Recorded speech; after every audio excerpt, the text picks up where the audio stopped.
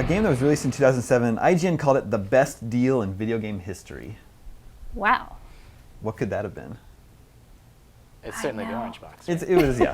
Oh, okay. I was like, what? I was like, I saw the sheet, I know what it is. It was the orange box. It included in one package Half-Life 2, Half-Life Episodes 1 and 2, Portal, and Team Fortress 2. It was pretty insane. I don't know about you guys, but I bought it for Portal. Well, Yeah. I mean, I love Half-Life, and Yeah. I hadn't played Episode 1, got to play Episode 2.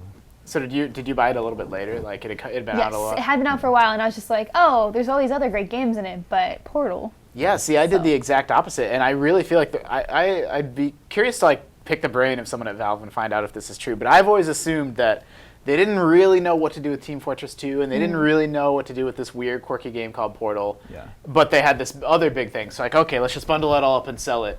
Yeah. And like Portal was the big surprise, and I actually have this really special experience where I totally bought that because, you know, I want Half-Life, I want to play the new episode, and I like Team Fortress, I want to get Team Fortress. And then I had no idea what Portal was. Nobody did. It was new. And I played a bunch of Team Fortress, and I said, okay, I guess I'll pop into this game. And had this experience, like going into something like that completely blind, like not knowing anything about it, and then anything about, I mean, it's not even a twist at this point to talk about how you like escape the test chambers. And like, it was absolutely mind-blowing to go into that without knowing that was going to happen and knowing how funny the game would be and how clever the puzzles would be. And like, I beat it in one sitting. The game's like 2.5 or 3 hours long, and I just couldn't stop till I got to the end. And I'm like, holy crap. And like, I didn't work in an office at the time, but I had to, at my home office the next day, tell all my coworkers at the website I was working for, I'm like, guys, you all have to play Portal. And then it would go on to become kind of an annoying internet meme over the next year. But it was a really, really cool, just such a huge surprise when it launched. It also gave us the song Still Alive.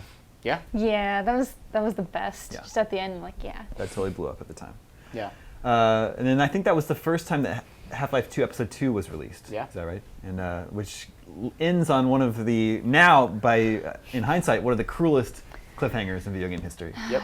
Now that 9 years later, we're still waiting for closure on that. Yeah, I mean, it was a good cliffhanger at the time. I was but like, now yeah. it's like, it's Now never seems gonna... like, it seems mean Yeah, now. Like it's very mean. It's like, oh, Half-Life 3. Yeah.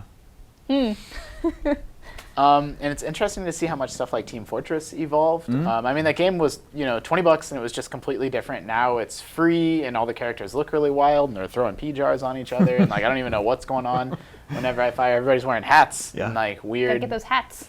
Yeah, Valve knows about the hats. Yeah, Valve knows hats. It's like I can't believe that game's still going strong 9 years later too. Yeah, for sure. It's sort of ridden the wave of like games becoming, it's like, hey, you can give a game away now and like make money in other ways, and that like was much less of a thing back then. Yeah.